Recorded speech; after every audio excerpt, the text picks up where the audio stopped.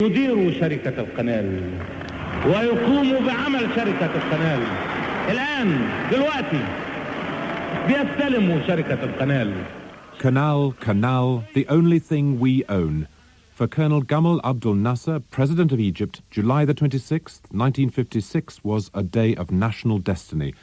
America and Britain had withdrawn their financial support for the Aswan Dam project, seen by Egypt as the key to its economic fortunes. This young and ambitious leader hit back with the only weapon available to him. He nationalized the company which ran the Suez Canal, lifeblood of the trading world. It was an act of astonishing bravado, defying the world's most powerful nations. Colonel Nasser conducted a vicious propaganda campaign against our country. He has shown that he's not a man who can be trusted to keep an agreement. The pattern is familiar to many of us, my friend. We all know this is how fascist governments behave. And we all remember only too well what the cost can be in giving in to fascism. Sir Anthony Eden, Britain's Prime Minister, was outraged. The new Egyptian president, he concluded, was a second Mussolini in the making. Britain's partners in the Suez Canal Company were the French. I asked Abel Thomas, then a leading civil servant, if France too saw Nasser as a threat to peace in the Middle East. Totalement, parce qu'il avait réussi à créer. Oh, absolutely. Absolutely. Because he had succeeded in creating an ideology. That's what I call it. It's a kind of ideology of mass fanaticism with a military dictator, in power for as long as he is successful. And moreover, at the same time in Algeria, there was an Arab, a friend of Nasser, who had begun to make some commando landings in Algeria. There had been rebels before this within Algeria, but they hadn't been joined by people from outside the country. While France and Britain expostulated about the challenge to their interests and authority, the fledgling state of Israel, still less than 10 years old, had even more pressing reasons to fear a rampant Nasser. Mordecai Baron ran the office of the Chief of Staff, General Moshe Dayan.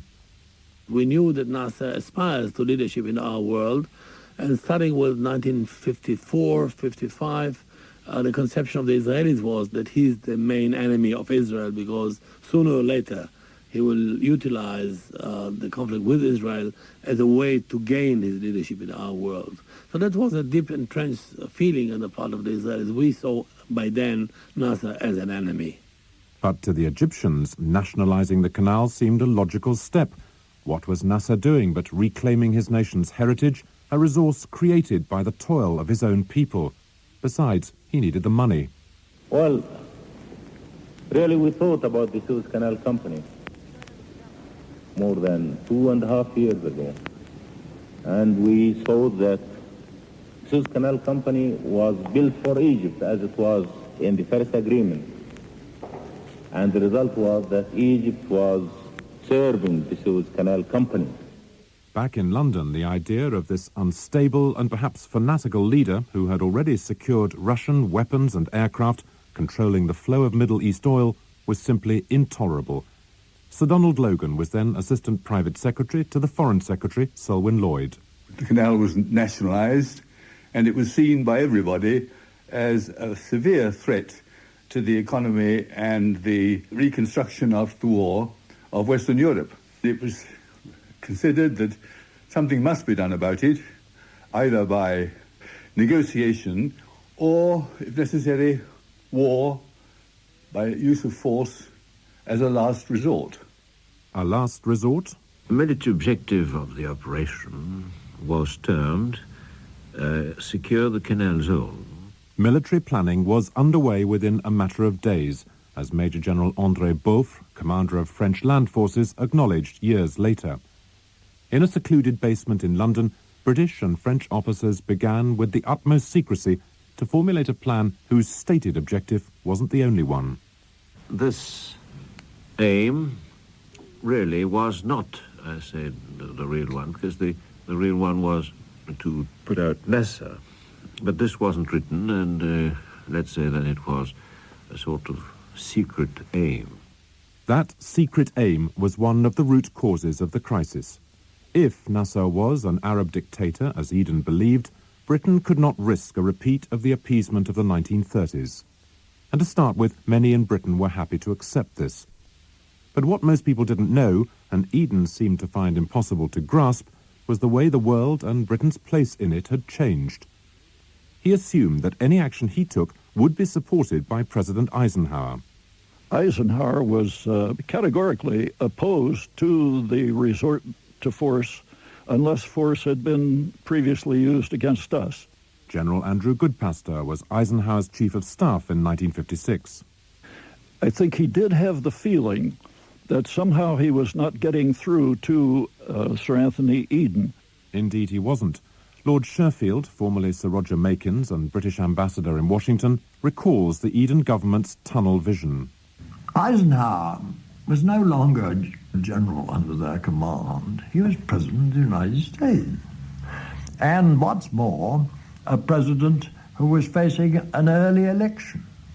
We assumed that he'd act as a general, did we, rather than as a president? We thought that a military man would want to get involved. It was a misjudgment. I think they thought that, that he was a sort of member of the old boy net. But the two were missing each other in terms of the exchange of positions and arguments.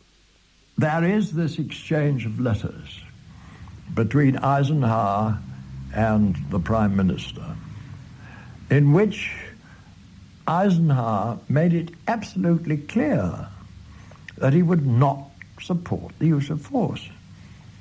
And for some reason, I can't explain it, the Prime Minister ignored that. And that was just a major misjudgment. Matters weren't improved by the poor relationship between Eisenhower's Secretary of State, John Foster Dulles, and Sir Anthony Eden, who was full of charm in public but unpredictable and irascible in private. His press secretary, William Clarke, recorded these recollections shortly before his death. Now, there were terrible fits of temper, which was, of course, part of the family history. Under pressure and hostility, not from me, he used to become perfectly terrible. It isn't so much the swearing at you that you'll get tired of, it's the awful over-the-edge apologies later. Sir Anthony Nutting, Minister of State at the Foreign Office, didn't find Eden any easier to deal with. Anthony was, I think, probably the vainest man I ever met. He hated criticism, and he always reacted violently. I remember frequently I would be telephoned. Usually I was sitting in the bath, by which time he'd read all the morning papers. Why do you allow the Daily Express to tell such lies about me? Well, it was a combination of vanity and ill health, because he had this problem with the bile duct to the gallbladder, and he had a plastic duct. But of course, being a very hot-tempered person and always generating a lot of bile under stress, of course, the plastic duct kept wearing out, and the poison was going into the system. And I remember a doctor telling me that at times there was no doubt that Anthony Eden was clinically insane. While the Americans in particular worked energetically for a negotiated settlement, in the underground bunker in London, Anglo-French preparations for an invasion plan, codenamed Musketeer, were well advanced. Sir Thomas Prickett was Air Task Force Chief of Staff. We didn't think that this extraordinary operation would ever be authorized by the government at that time. We produced the plans, which we thought were the best plans possible, but they were interfered with the whole time by the politicians. In what way? Well, for example, we started off with the original aim, which was to restore the canal, but it then became quite clear to all of us down there that the political aim was to unseat Nasser. And that really was nothing to do with the military. We were not allowed to discuss anything to do with the planning with anybody outside the underground hovel that we were in. For instance, in the Air Force, Bomber Command played a large part in this. We were not allowed to discuss it with Bomber Command. So Sir Lewis Hodges, then of Bomber Command, was simply a recipient of often unexplained, even inexplicable orders. The first positive step in which we at Marham were involved was when operations began towards the end of July to increase the stockpile of 1,000-pound bombs in Malta. We understood that the urgency was such that there wouldn't be time, in fact, to transport them out there by sea, and we were required to fly them out using Canberra bombers and carrying the bombs on the normal bomb racks. But, I mean, you didn't know, for instance, the one sort of small detail, like which side they might be dropped upon. We didn't know until the 11th hour, really, whether we were going to be taking on targets in Israel or in Egypt. That's a very remarkable state of affairs, isn't it? It is a remarkable state of affairs. For a while, international diplomacy seemed to be making progress. 24 nations, including the United States, Russia and France, were invited to a conference in London. But other forces were at work. There had already been secret talks between France and Israel, as Mordecai Baron explains. By then, it was already 2 months after a major arms deal that we had with the French, so our relation with the French was rather intimate. So we got information from them, not about all the details, not about all the secrets, but generally what's going on. En particulier, comme les uns et les autres. And in particular, we had all had family members who had been arrested and who had died during deportation. Mixed up with, they would have been burned in the crematoriums at the same time as the Jewish people. And some of us swore on our return that we would help the Jewish people who escaped from that to have a country of their own, which was what they wanted. In other words, to help Israel to exist. Abel Thomas, who lost his own brother in a concentration camp. France and Israel were both concerned to see how well Nasser was handling the crisis. Israel didn't want to miss the opportunity to take decisive military action against Egypt, and France and Britain wanted their canal back. Egyptian provocation would have helped, Anthony Nutting explains. And Eden realized that he was not going to get a pretext for military action because Nasser was just not going to give it to him. Nasser played his hand brilliantly throughout. He never stopped a ship. He never detained one of the English or French pilots. He kept the canal going, and indeed, through the Suez Crisis, traffic through the canal was greater than ever. Dr. Abdul Qadir Hatem was Nasser's press secretary, watching these events from Cairo. I was responsible for the Egyptian propaganda at that time. After the nationalization, the Western countries began a strong propaganda campaign against Nasser. They set up 11 radio stations just for the purpose of attacking Nasser. Did it work? I mean, did that propaganda actually have an effect? The more the attack from the West on Nasser, the more his popularity increased in the Arab world. New evidence has recently been released to support the view that Nasser genuinely wished for a peaceful solution. A letter to Eden on September the 14th from a Conservative MP, Gilbert Longdon, marked top secret and scrambled to checkers, spoke of Nasser's willingness to consider negotiation. Dear Prime Minister, I have just seen at his urgent request one Ali Amin, who is the proprietor of Akhbar El-Yom and other Egyptian newspapers and a friend of Nasser's. What he had to say was briefly as follows. I can, of course, vouch for none of it. 1. Nasser was originally prepared to come to the London conference, but changed his mind after your TV broadcast. 2. Nevertheless, he would like to have a personal talk with you alone. I thought you would certainly feel unable to do this behind the backs, as it were, of our allies. 3. He would welcome international cooperation in the canal, and I got the impression that he would not welcome the delay of a reference to the UN, any more than we would. It's a rare insight. Much of the documentary evidence of the Suez Crisis was destroyed to conceal Britain's role in the affair. Like a figure from Greek tragedy, Eden was not to be diverted from his course, yet as the weeks passed, Nasser grew increasingly confident that there would be no military assault, and that he might actually get away with his post-colonial insubordination. At the time of nationalization, Nasser declared that compensation would be given to the Suez Canal Company based on the share prices of the company in the Paris stock market on the same day of nationalization. Nasser must still have known that what he did, even if he regarded it as, and you regarded it as legal, would cause a tremendous amount of unhappiness in countries like Britain and France. Yes, but many of the British were against any action, any military action at that time. Dr. Hatem was right. By September, press support for Eden's stand was declining fast from the gung-ho spirit of the early days.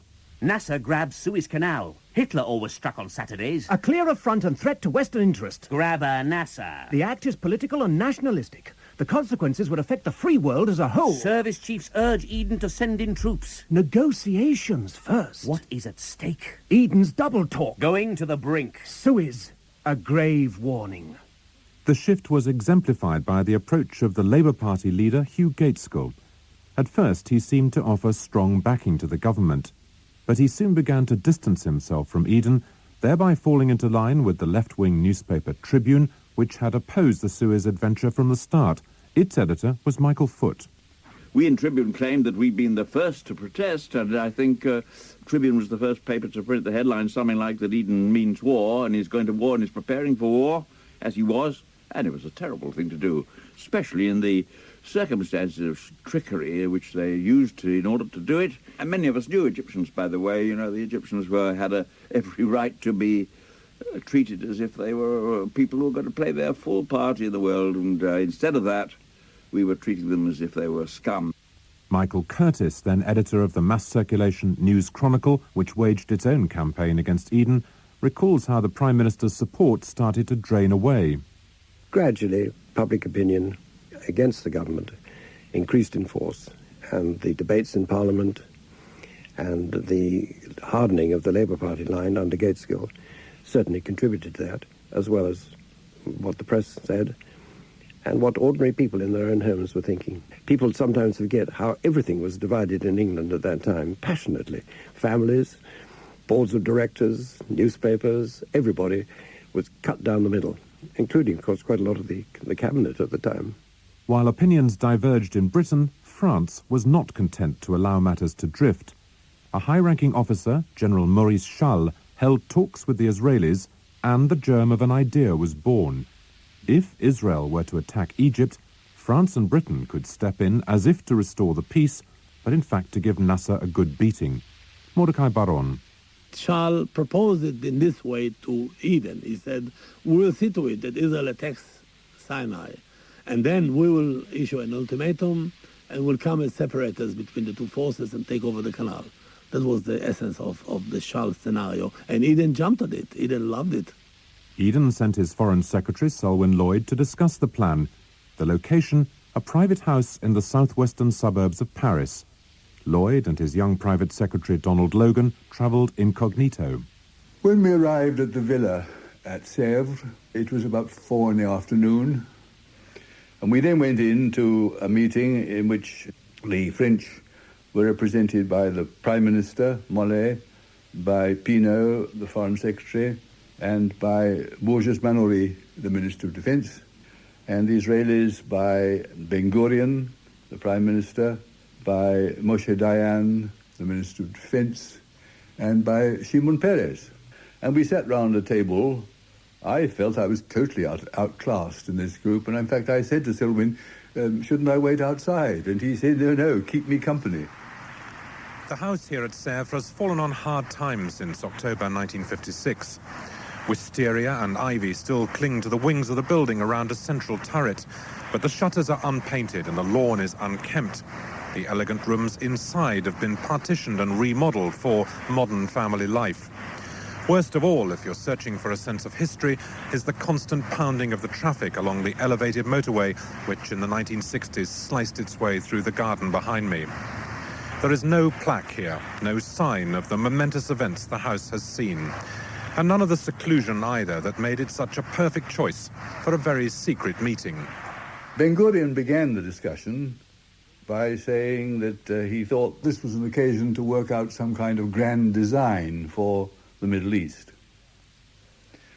When Selwyn was called upon to reply to Ben Gurion's proposals, he rather brushed them aside and dwelt on what he thought were the difficulties of military action.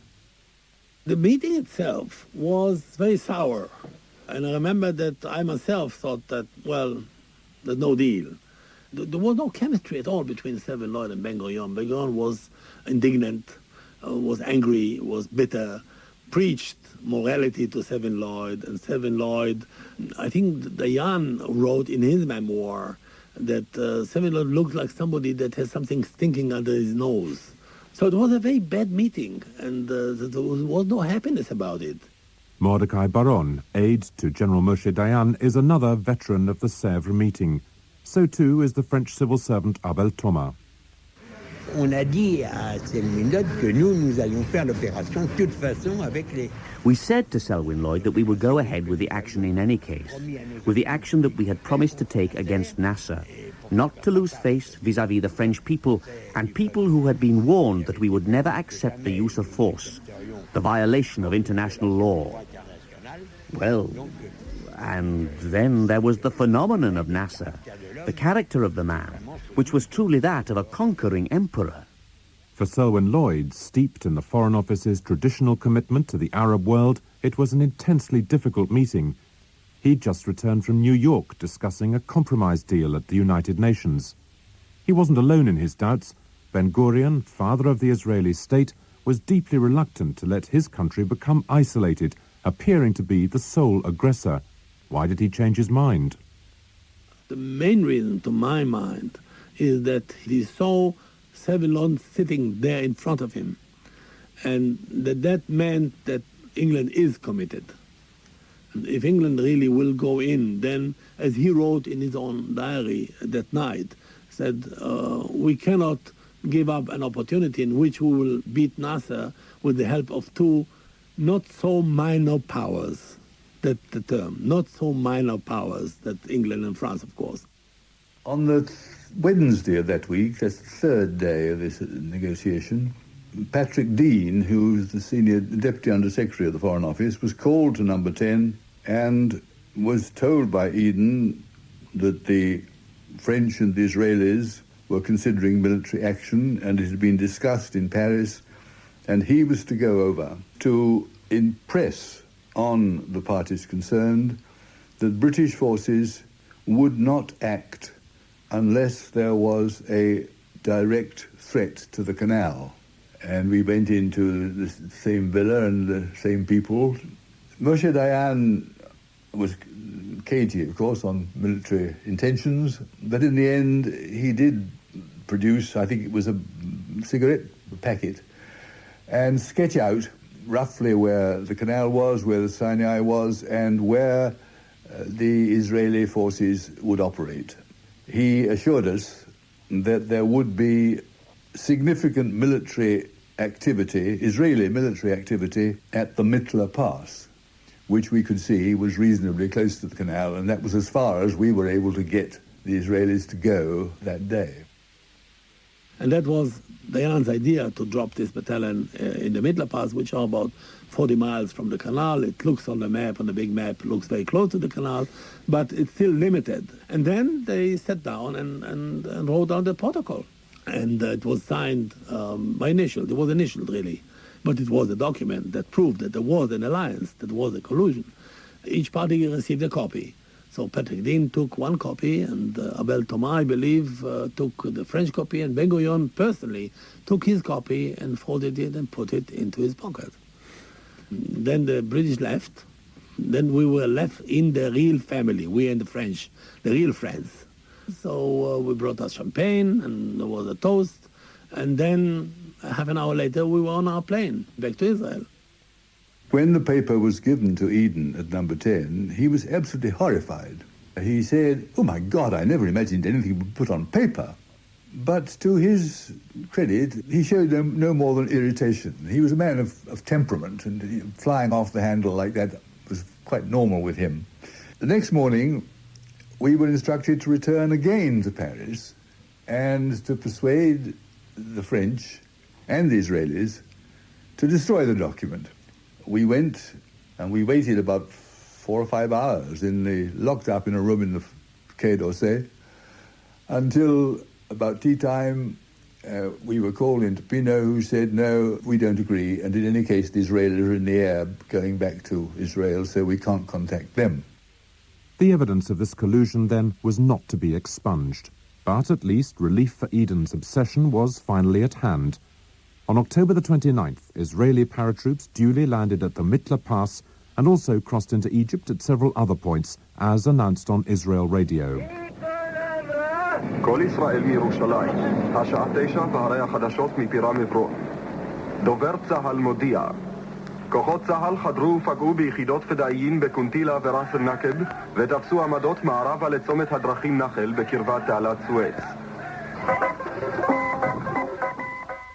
A day later, the ultimatum was issued. Israel conformed, but Nasser naturally refused to remove his forces. The next night, Britain and France launched air raids on Egyptian airfields.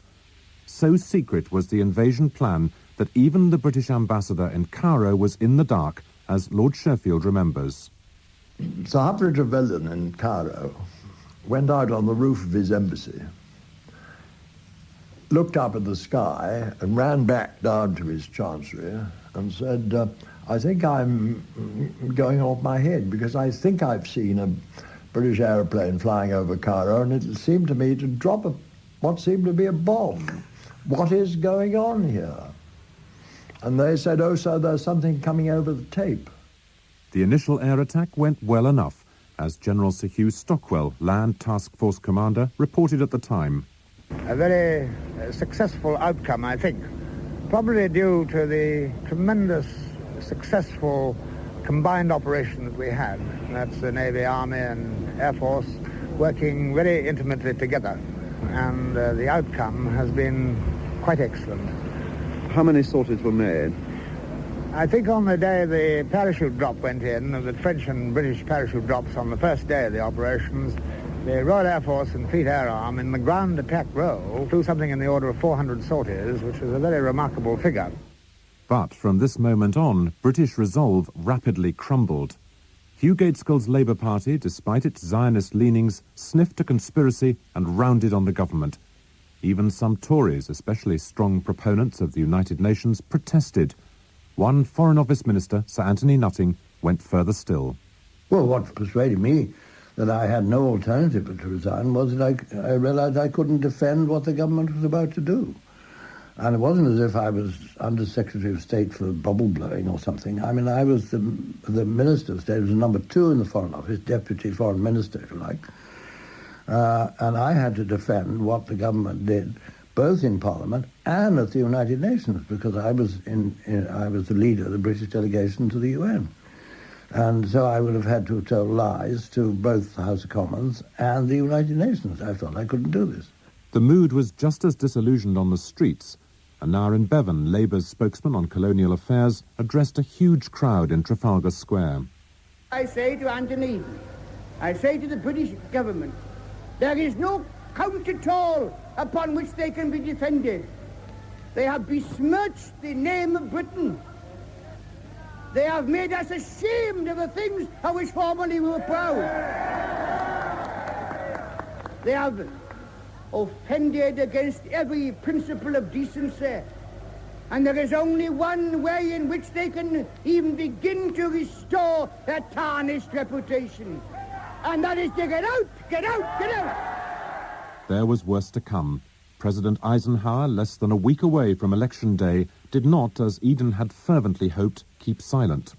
On Sunday, the Israeli government ordered total mobilization. On Monday, their armed forces penetrated deeply into Egypt and to the vicinity of the Suez Canal, nearly 100 miles away. And on Tuesday, the British and French governments delivered a 12-hour ultimatum to Israel and Egypt, now followed up by armed attack against Egypt. As it is the manifest right of any of these nations to take such decisions and actions, it is likewise our right, if our judgment so dictates, to dissent. We believe these actions to have been taken in error. In error. It was a devastating indictment. On November the 3rd, Eden gave his first broadcast after the bombing, and Gaitskell insisted on replying the following day. All my life, I've been a man of peace. working for peace, striving for peace, negotiating for peace. I've been a League of Nations man and a United Nations man. And I'm still the same man, with the same conviction, the same devotion to peace. I couldn't be other, even if I wished. But I'm utterly convinced that the action we have taken is right. We're doing all this alone, except for France, opposed by the world, in defiance of the world. It is not a police action. There is no law behind.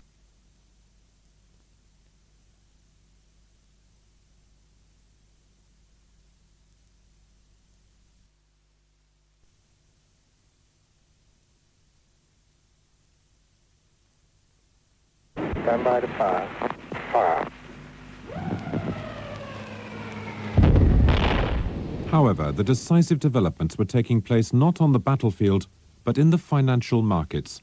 The pound sterling, bastion of the world financial system, started to drop in value like a stone as the Americans withdrew their support.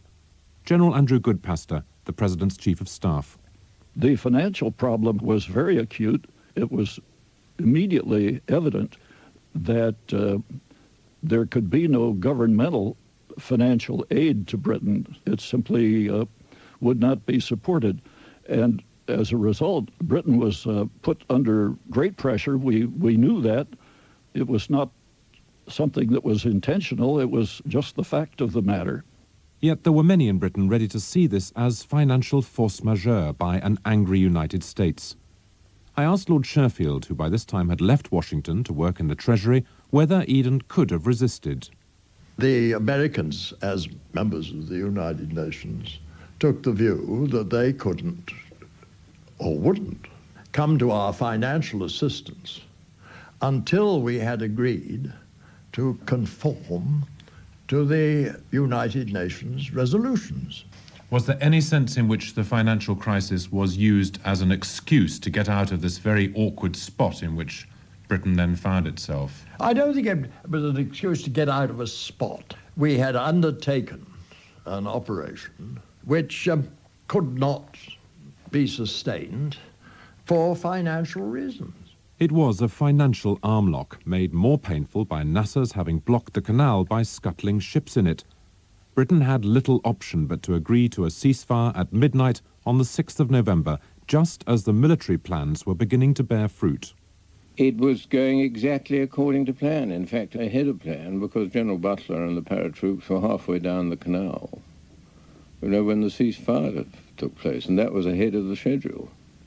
Now, if it had been allowed to go on another 24 hours, one doesn't know what the result would be. It was a marvellous inter-service exercise, if you'd like to put it that way. And once the thing got going, we probably all enjoyed it. Sir Thomas Prickett. But for the British government, and Sir Anthony Eden in particular, there was little cheer to be had. The conspiracy had been exposed, and worse still, it had failed to achieve its objective, removing Nasser. Other players in the drama, however, all felt some sense of achievement. America had demonstrated its dominance of world events. And in Israel, the Suez campaign was regarded as something of a triumph, establishing the country's position on the world stage. Mordecai Baron. Dayan, who had an artistic flair, scribbled a cartoon. The cartoon has pyramids, Sphinx face, that's Egypt, and then the French Marianne, a woman, and a British gentleman with a stiff hat are standing there, and little Israel stands on the sand, and the two say to Israel, "After you, sir." That's exactly what was the feeling. Here we are the little nation. The interests of these big nations are dependent on our goodwill and what we will do. And France, too, looked on the bright side. Nasser had been checked in his dream of a pan-Arab empire, and strong bonds had been formed with Israel. There were, said Abel Thomas, no real regrets in Paris.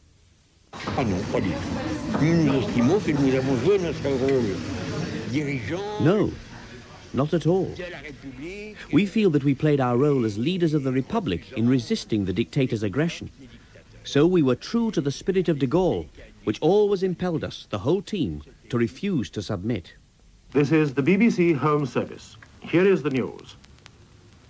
In the last few minutes, Sir Anthony Eden has announced in Parliament, during the night we received from the Secretary-General of the United Nations a communication in which he informed us that both Israel and Egypt had accepted an unconditional ceasefire. Sir Anthony then said that pending arrangements about clearing obstructions to the Suez Canal, the British government were ordering their forces to cease fire at midnight tonight. This announcement was wildly cheered. That examination of the 1956 Suez Crisis was presented by Nick Clarke and produced by Nadine Grieve. The researcher was Loretta Reynolds. And now in the second of our special programmes on the 40th anniversary of the Suez Affair, David Walter looks at the legacy of the crisis for the Egyptians and their relations with Britain. Suez 1956. The consequences.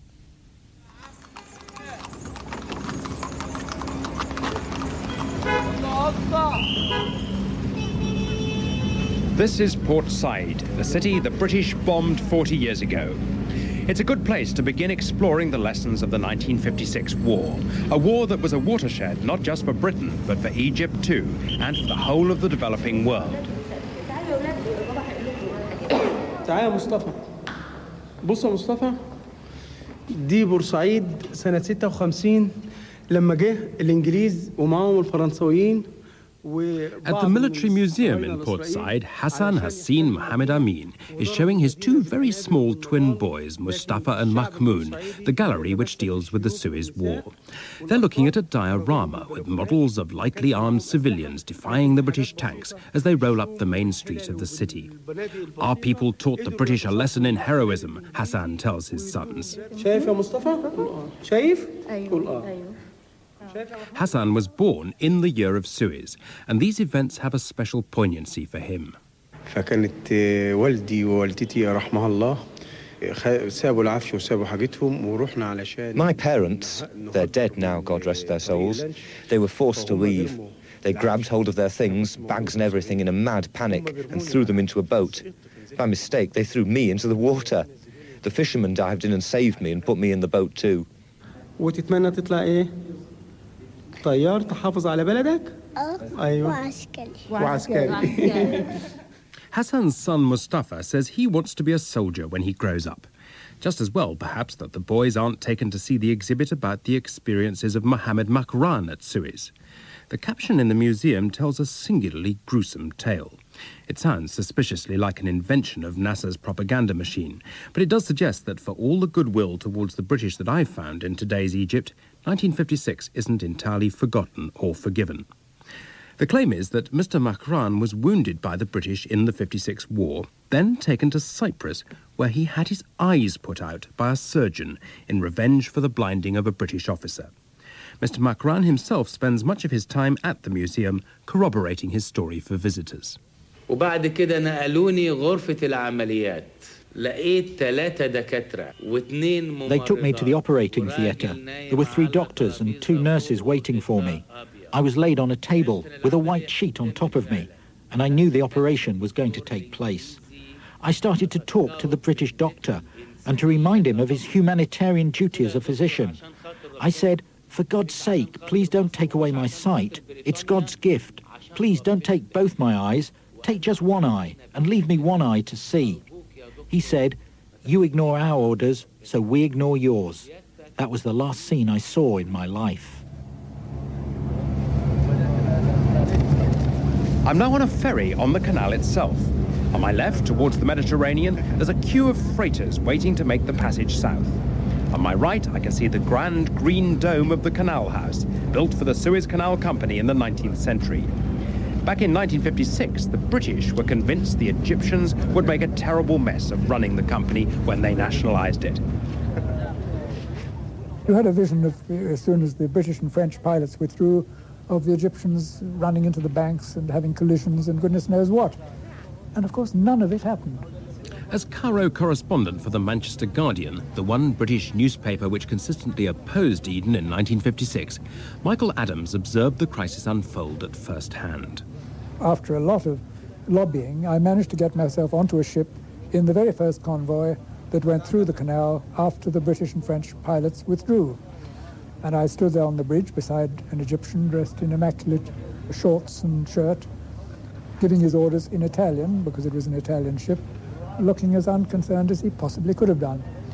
No, the Egyptians, it was their great triumph, really, in the whole episode, that they ran the canal extremely efficiently, got back to the same number of ships quite soon, and also had the good sense not to insist that the dues were paid to them immediately, allowed the dues to go on being paid to the old owners, so that the British and French really were not able to find any justifiable reason to attack them.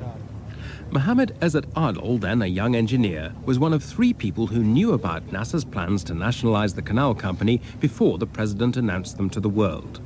With 2 colleagues, he had the job of masterminding the takeover. Even though it was planned as an entirely peaceful operation, he feared from the first that it would lead to war with Britain and France.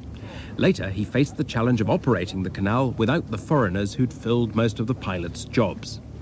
40 years on, he's only just retired from the post of chairman of the canal board. I'm very proud of it. I think we have done our best. The Suez Canal waterway was developed more than it could have been developed if it would have been still in the hands of the Suez Canal Company.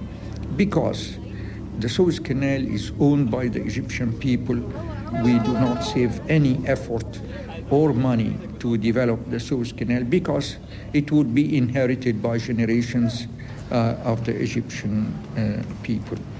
42 vessels still pass through the canal every day, and it remains, alongside tourism, the main source of foreign revenue for Egypt, accounting for well over 10% of the country's entire gross domestic product. But it's equally important to Egyptians as a symbol of independence and national pride. A waterway dug by 60,000 Egyptian forced labourers, from which, until 1956, all the profits leaked abroad. The day that Nasser nationalised the canal company happened to be Dr. Saad Ibrahim's first day at college. He'd been taken to a restaurant by his brother to celebrate. It was there that they heard the president announce the takeover on the radio. At this point, my older brother, who was not university educated, he's a country notable, well-to-do, but not highly educated, nor was he highly political. This brother of mine, older, about 20 years older than I was at the time, he jumped from his table in the restaurant and he cheered. He said something to the effect, "Finally we are free." And were there lots of other people around you doing the same thing? Yes, basically the same thing. I mean, the restaurant, I think, was about half full. And everybody was cheering. Some people, they jumped on the table and they danced on the table. It was quite a moment for me and for all of Egypt, and I remember it so well. Dr. Morsi Saad al-Din was on his way home from a long stint as Egyptian cultural attaché in London when news broke of the nationalisation. Well, I never thought, having lived in England for 12 years and having made so many friends and having studied English life and thought, I never thought that the British would attack. And this is why that came as a real shock to us. The French, I would expect anything from the French. But somehow from the British, that was a little bit far-fetched for us. And when people started talking about the possibility of this happening, I always said, no, it can never happen. Knowing the background, relations between the two countries, I'm sure it will not happen. And this is why it was a double shock for us. For us, I mean my wife and myself, because we were there together. We were really shocked at it. For all his Anglophilia, Dr. Saad al-Din felt himself swept along by the excitement of the nationalisation in a Cairo where everyone was going around singing patriotic songs.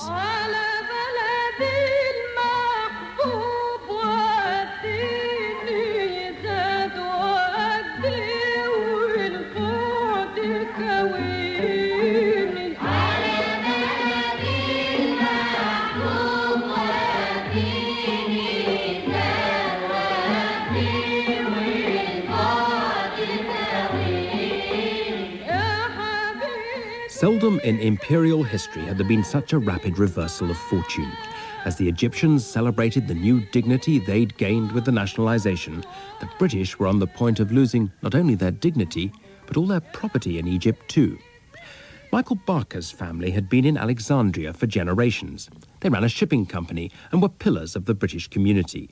The Suez ceasefire on the 7th of November 1956 meant the end of their way of life. From that time on, there was a systematic sequestration of the British and French properties. Before that, although there was a lot of bombing near Alexandria, the wireless installations, and I was able to walk around Alexandria, go to the office, and nobody worried me at all. That was rather extraordinary. I mean, you'd expect there to be some antagonism towards a British citizen, given that British bombers were bombing the country at the time. Yes, there was no obvious fear. Well, what they might have said amongst themselves, I don't know, but certainly in the streets there was nothing. Was it because the Egyptians differentiated between ordinary British citizens and the British government? Oh, yes. And then we received a summons to go to the governorate, and at the governorate, a very nice police officer said, "Michael, I'm very sorry, but you've got to go to the passport department and receive your exit visa." So then we went to the passport office, and we stamped in there was the visa, exit visa, and then never to return to Egypt. In Cairo, meanwhile, Morsi Saad el-Din, hot foot from the Egyptian embassy in London, had been put in charge of taking over the British Council. Its British staff had, of course, been kicked out. Angry that his old friends the British had let him down, he was determined nonetheless to keep their culture alive. Even while the war was going on, the rush we had for learning English was really incredible. And we continued presenting the programs as they used to be, poetry reading, dramatic reading. We even produced a play, a Shakespearean play. Once more we sit in England's royal throne, repurchased with the blood of enemies.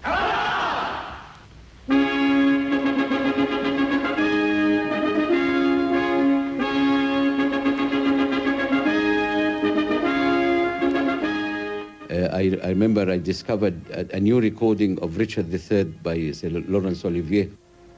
Grim-visaged war has smoothed his wrinkled front.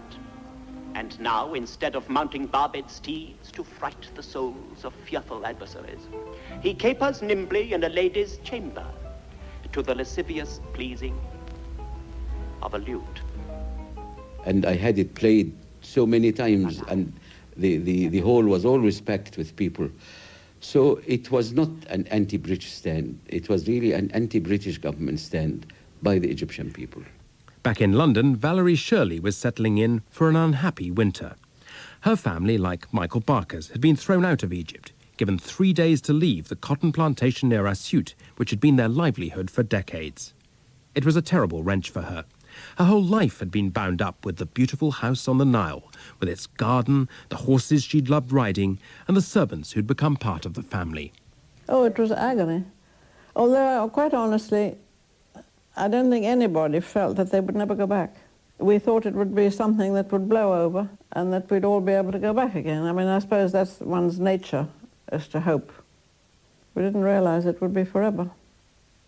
And funnily enough, when you lose everything like that, it's not the big things that you mind, it's the small things. The thought of somebody at your desk with your private letters or your photographs or your records or stupid things like that. They matter almost more than the big things. And my shadow strolling down the avenue, me and my shadow, not a soul to tell our troubles to. Later, Valerie Shirley was able to recover her record collection, including her favourite hit song, Me and My Shadow. The 78s and the radiogram which played them had been saved from sequestration by a loyal family retainer. But back in Britain, she had to adjust to distinctly straitened circumstances. We were pushed off at various places. Friends had come and stay, but obviously we couldn't do it for long. And a friend of ours had a flat in Grosvenor House. And he was away, and we got a telegram saying, use it until I come back, you know. So a lot of people said, oh, it's all right for some, isn't it, where you're living? They didn't realize that we had somewhere to sleep, but we had no money. And the waiters used to come up every day and say, what? We say, oh, we're lunching out today. Would you like anything to know? We won't be here, you know. And I used to nip round the corner to the local grocer and get a bit of cheese and bread, which is all we could afford, and try and get through the swing doors at Grosvenor House with a stick of celery and a lump of cheese. So that was... And there were 5 of us living in this tiny, tiny flat, but we had nowhere else to go. Michael Adams spent the Suez War in Cairo.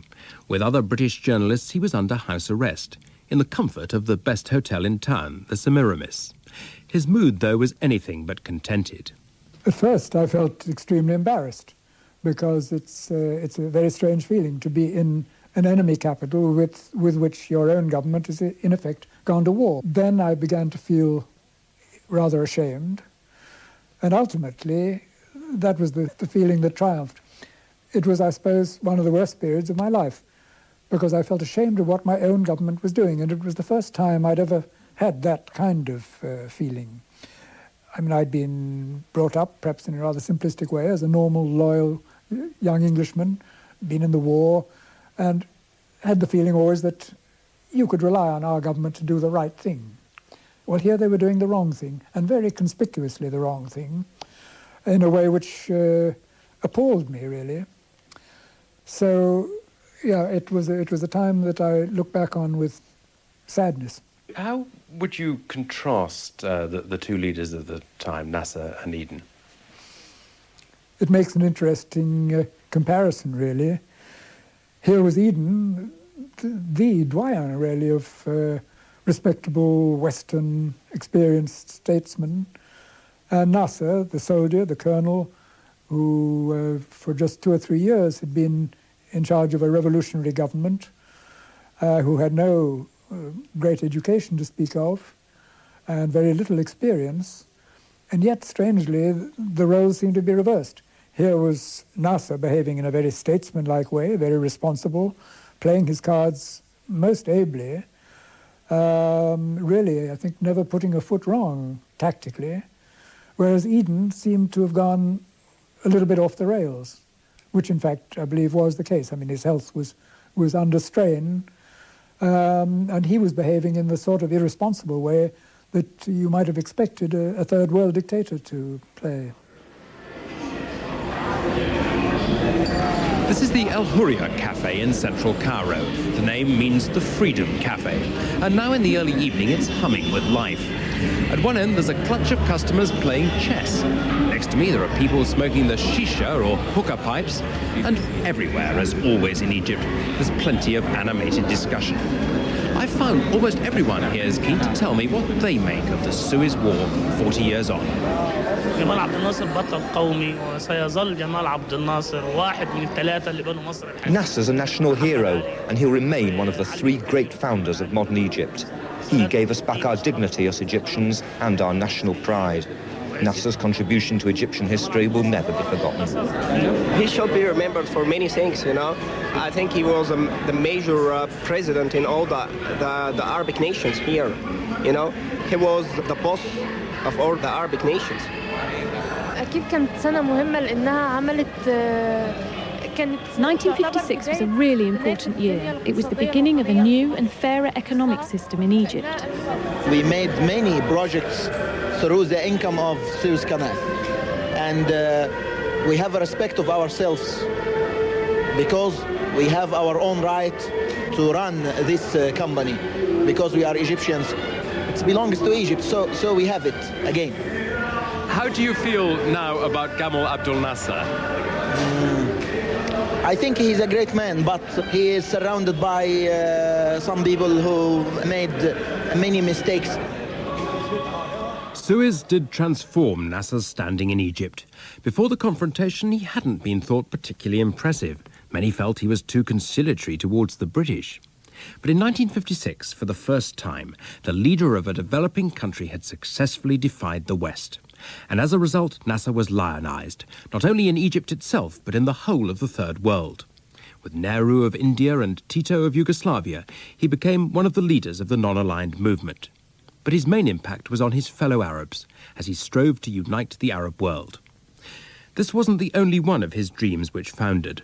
But nonetheless, when Aisha Rateb became a government minister years later under President Sadat, she was in no doubt about the importance of Nasser's legacy. After 1956, Nasser became, in my opinion, the leader of the Arab world. He became a giant in the Arab world. 1956, it was different for Nasser and for Egypt. And I think that all the people in Egypt shared with him. They followed him in everything. The man had charisma, which is true enough, for all the Arabs in the area. And do you feel that his contribution was positive, as he was able to use this prestige in a creative way for the Arab world? He tried. He tried. As anyone, as any leader of any underdeveloped countries, try, notwithstanding the obstacles that stand in his way. And he had grave obstacles at the time. But he tried to surmount them and to do what he can, in my opinion. And I think this is being shared by all the people in the area. For them now, for all the needy, for all the poor people in the area, Nasser is something different. And is still in the minds of these people something different. There was a symmetry to Suez. As Britain's influence plummeted, so Egypt soared. For a time, Nasser was a leader who could do no wrong, and he seized the opportunity to try and transform his country's economy. Until now, Egypt had played the classic colonial role of providing raw materials for British industry. The main crop was cotton, destined for Lancashire's mills. Over the next 10 years, Nasser set about industrialization. According to admirers like Professor Galal Amin of the American University in Cairo, the policy was a triumph. Certainly for me, it looks like the best decade in this century economically for Egypt, and maybe in other aspects as well. And this is true whatever economic criteria you take. Rates of growth, it was the highest in this century for 10 years, over 6% annually. Industry grew very rapidly, so actually by the end of the 10 years in 66, Egypt was much more industrialized than 10 years before. I would also add that during the 10 years following the 56 nationalization and war, Nasser did quite a lot towards redistributing income in favor of the poor, because he had become very popular as a result of the nationalization, so that he could take quite courageous steps against the very rich, feeling sure that he would have popular support.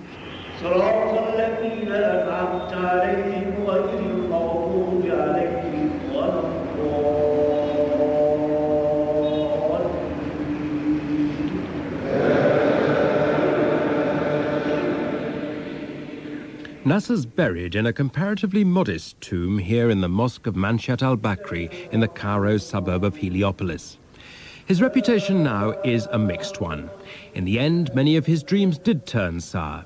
He started to put military cronies in charge of the nationalized industries rather than people who understood business. And his attempts to unite the Arabs ended in the disaster of the 1967 war. According to Charles Tripp, a historian of Egypt based at the School of Oriental and African Studies in London, the Suez confrontation, which had been Nasser's finest hour, was also his undoing. One of the problems of Suez was it gave him such success, it gave him such power and such authority within Egypt that there was no one to challenge him. There was no one to whisper in his ear that perhaps there was another way of doing these things. And many people have said that Suez had two unfortunate effects, or very particular effects, which had unfortunate consequences in Egyptian life. One was in the realm of the economy, that it began to create the huge state-based economic apparatus that became such a distinctive mark of the Egyptian economy and of Egyptian economic inefficiency in the 1960s. And it also, of course, made Nasser a dictator, that it gave him such authority, such power, that no one could stand against him, and power corrupted him as it has corrupted everyone else, and he began to use those powers in an increasingly autocratic manner. One victim of Nasser's increasing authoritarianism was Dr. Saad Ibrahim, who'd been so impressed by his leader in that Cairo restaurant the day the Canal Company was nationalized. I began to take a second look at him when I left Egypt to study abroad. And I became a student leader abroad. I was the president of the Organization of Arab Students in North America. And it is in that capacity, with the students living in a free, democratic society like the United States. And it is at that time that we began to question some of his policies, this authoritarian, totalitarian, dictatorial manner of doing policy. And at that time, of course, I saw the brutal side of the regime, because I was dismissed immediately from my scholarship as a student. I was on a government scholarship just by disagreeing. And my property, or the property of my family, was put under sequestration. In 1962, Egypt's greatest novelist, the Nobel Prize winner Naguib Mahfouz, published Autumn Quail, a novel set in the Suez period which echoes Mahfouz's own ambivalence about Nasser. In an episode which illustrates the oppressive atmosphere of the time, two cousins, the well-placed Nasserite Hassan and the dissident Issa, meet at a family funeral. The scene in the room was almost comical. None of his friends dared to express his political views in front of Hassan, and since the discussion of politics could not be overlooked in any gathering, they saw no solution except to be hypocritical.